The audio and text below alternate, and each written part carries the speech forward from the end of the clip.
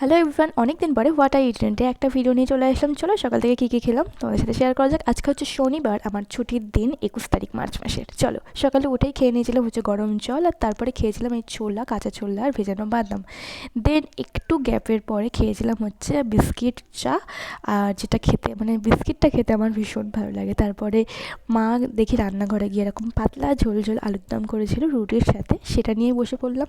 আর ছুটির দিনে বাড়িতে থাকলে আমি তো খাওয়া দাওয়া ছাড়া কিছুই বুঝি না। তো যাই হোক, তারপরে একেবারে স্নান করে নিয়েছিলাম, আর স্নান করে দেখি এই জিনিসটা টেবিলে রাখা ছিল, ভাবলাম খাওয়ার, কিন্তু আমার দ্বারা এটা তো খাওয়া সম্ভব না, এত শক্ত, সেটা রেখেই দিয়েছিলাম। তারপরে করে নিয়েছিলাম লাঞ্চ। লাঞ্চে ছিল হচ্ছে চিকেন, আর তার সাথে ছিল কুমড়ো ডাঁটা চচ্চড়ি। তার সাথে একটু শুয়েছিলাম, আর শুয়ে বিকেলে ওঠার পরে দিয়েছিল হচ্ছে বেলের শরবত, যেটা খেতে আমার একদমই পছন্দ নয়, বাট তাও খেয়েছিলাম।